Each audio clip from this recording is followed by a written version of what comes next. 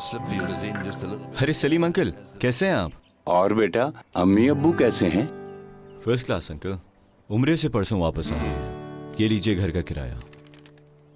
बेटा वो दरअसल ये घर हम बेचना चाहते हैं। लेकिन इस घर से तो हमारी बहुत यादें जुड़ी हैं। तो बेटा कुछ इंतजाम करके खरीद क्यों नहीं लेते? जब अपनों ने साथ निभाया, आशियाना बनाया,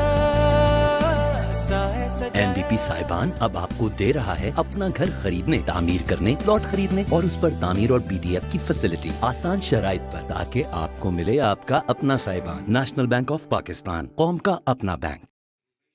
वज़ीर बल्दियात कच्ची आबादी सिंध सईद गनी से उनके दफ्तर में 7th mid course management course के 31 रुकनी वफ्द ने मुलाकात की। Kashmir institute of management Muzaffarabad के ज़ेरे इंतज़ाम इस कोर्स की 6 ख़वातीन और 4 फैकल्टी अरकान भी वफ्द में शामिल हैं।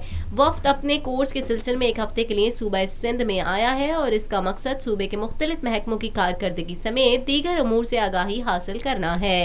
वफ्द से गुफ्तगू करते हुए सूबाई वज़ीर सईद गनी का कहना था कि सूबा सिंध हमेशा विफाक की जानिब से मिलने वाले फंड्स की कमी का शिकार रहा है। महकमा बल्दियात और उसके ज़ेर इंतज़ाम महकमों की बदनसीबी, उनमें बेतहाशा सियासी भर्तियां हैं। सिर्फ महकमा बल्दियात में 13,000 से ज़ायद वो मुलाजमीन हैं जो या तो दफातर ही नहीं आते या फिर वो काम नहीं करते। हम तमाम मुलाजमीन को यकजनिश कलम भी फारिग नहीं कर सकते। उनका मजीद कहना था कि थर में सिंध हुकूमत ने सबसे ज़्यादा फंड्स खर्च किए हैं। मीडिया की खबरों और थर के ज़मीनी हक़ाइक़ मुख्तलिफ हैं। पाकिस्तान पीपल्स पार्टी ने 2008 में थर से पहले सिंध असेंबली की नशिस्त जीती और इसके बाद मौजूदा इंतखाबात में सिवाय एक नशिस्त के तमाम नशिस्तें पार्टी ने जीती हैं। थर में बच्चों की अमवात की शरह मुल्क के दीगर शहरों के मुकाबले में बहुत कम है।